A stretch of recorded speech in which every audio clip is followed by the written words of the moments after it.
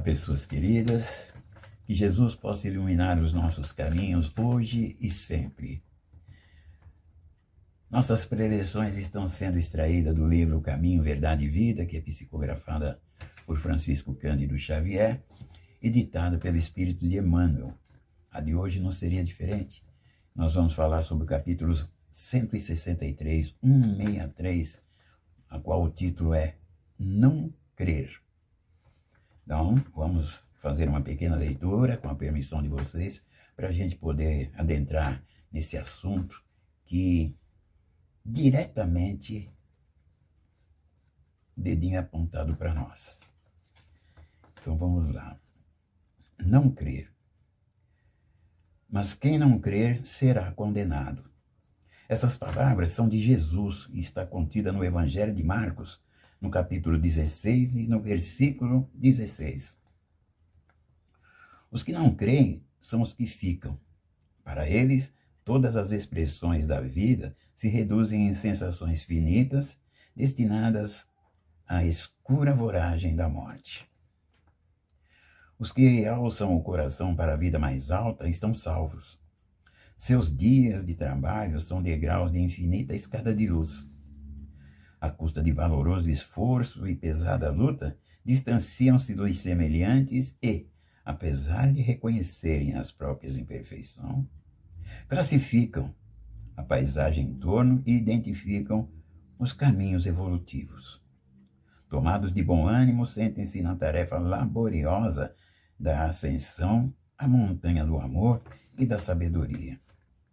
No entanto, os que não creem limitam aos próprios horizontes e nada enxergam senão com os olhos destinados ao sepulcro, adormecidos quanto às reflexões e ao discernimento.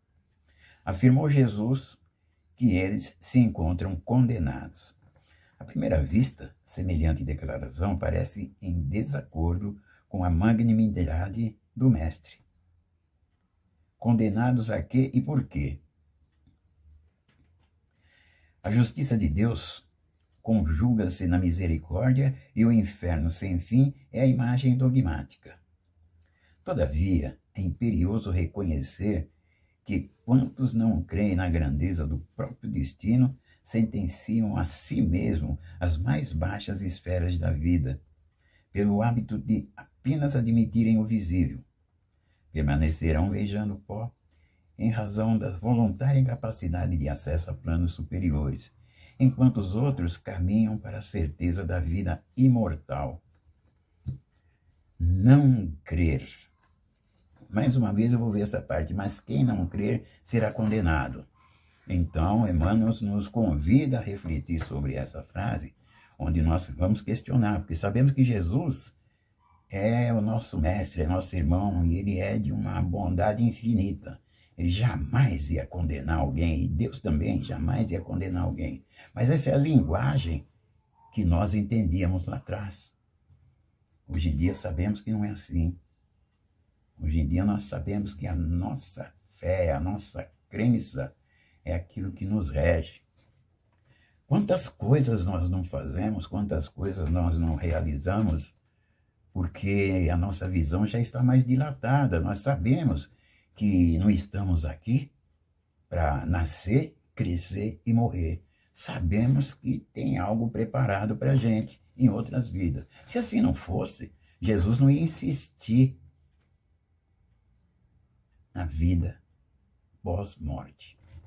Jesus não ia insistir no outro lado, na continuação. Nós podemos até citar uma das primeiras lições do Evangelho, quando Jesus fala que meu reino não é desse mundo. Então nós já começamos a entender, Jesus tem coisa preparada para nós. E nós estamos aqui para crescer, para evoluir, mas para isso nós temos que ter uma iniciativa. Nós temos que deixar de lado a vaidade, o orgulho, digamos assim, como os antigos, a usura de querer só para mim, eu quero só para mim, não. Eu tenho que compartilhar, eu tenho que fazer aquilo que Jesus me direcionou, eu tenho que seguir as leis, eu tenho que botar em prática o amor. Quando ele disse amar ao próximo como a si mesmo, que amar a Deus sobre todas as coisas, nós estamos tentando fazer isso. Mas amar ao próximo como a mim mesmo. Então, eu tenho que colocar essa prática. E para fazer essa prática comigo, eu tenho que crer. Eu creio no quê? Eu acredito que amanhã vai ser melhor? Opa, já é uma grande coisa. Eu acredito que eu possa amanhã ganhar um bom dinheiro, uma herança, que eu nem sei quem é que tem esse dinheiro para me dar. Muito bem. Mas é uma crença duvidosa. Agora, Jesus colocou várias coisas ao meu alcance. E eu costumo falar que eu acredito. Eu creio nele. Creio nele, creio em tudo que ele fez, creio em tudo que ele ensinou, creio em tudo que ele vivenciou. Se assim não fosse, eu não estaria aqui. E a gente tem que entender uma coisa.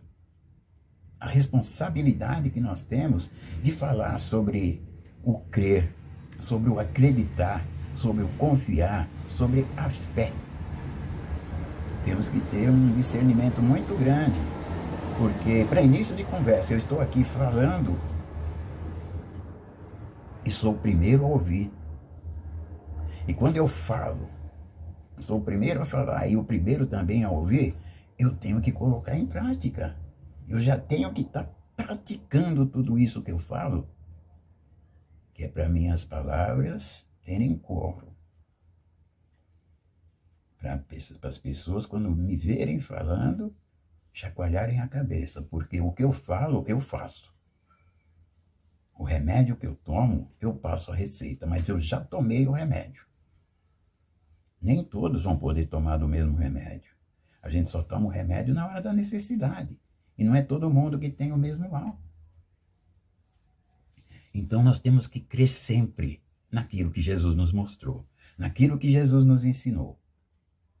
Eu nunca deixei de lado as coisas que meus pais me ensinaram. Não só meus pais, os mais velhos, os mais antigos, aqueles com quem o meu respeito me ensinou a ouvir e aprender muitas coisas. O que eu sou hoje, podemos não ser nada, mas o que nós somos hoje, nós trazemos uma bagagem lá de trás, de pessoas que nos antecederam. Dentro do nosso lar, dentro do nosso local de trabalho, dentro da nossa roda de amigos, no meio das nossas diversões e principalmente no nosso meio religioso. Sempre teve alguém que nos antecedeu e mostrou a fé raciocinada que tinha, a crença que eles tinham em tudo aquilo, tinham e têm em tudo aquilo que eles pregam. E isso nos contagia. Se eles foram um exemplo, para mim, eu tenho que ser exemplo para as gerações que vêm depois de mim. Então eu tenho que entender os ensinamentos de Jesus, eu tenho que acreditar na vida futura, eu tenho que pegar e evoluir, eu não tenho que ficar de cabeça baixa, senão, como diz a nossa leitura, que Emmanuel passou bem passado para Chico psicografar, e se eu ficar caído, de cabisbaixo, beijando o chão, eu vou comer poeira, eu vou me engasgar com a poeira, eu não vou, por quê? Por falta de capacidade de enxergar as coisas mais adiante, as coisas mais laboriosas, por falta de perspectiva, de confiança, por falta de crer em algo superior, por falta da minha crença na divindade, por falta da minha crença, da minha confiança naquele que é o caminho, a verdade e a vida para todos nós, eu não estou querendo progredir. Nós temos o livre-arbítrio, nós temos esse é um maior dom que Deus nos deu. Então nós somos responsáveis pelo nosso crescimento, pela nossa evolução.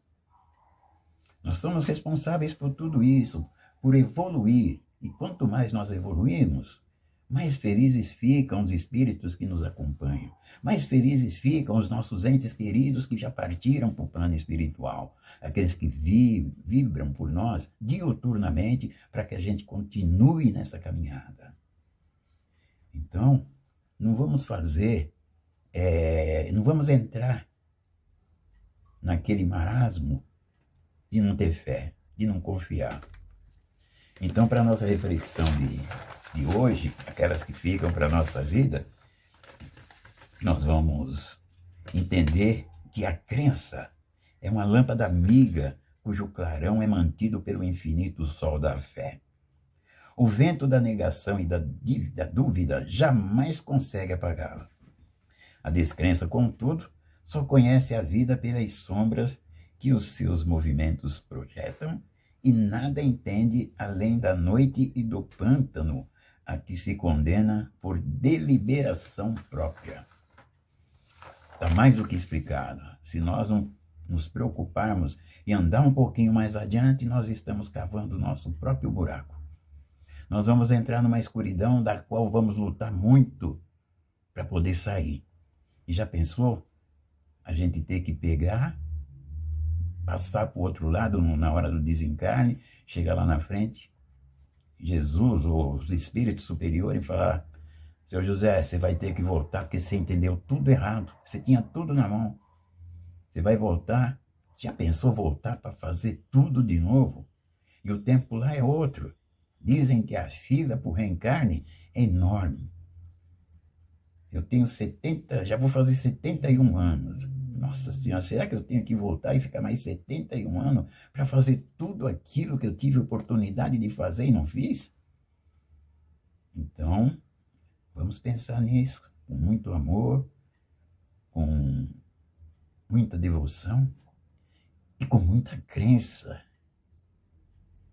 Por que não crer?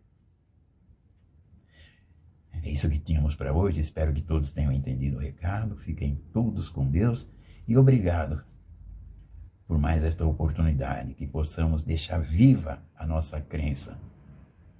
Fiquem todos com Deus e que Jesus continue a habitar os nossos corações hoje e sempre.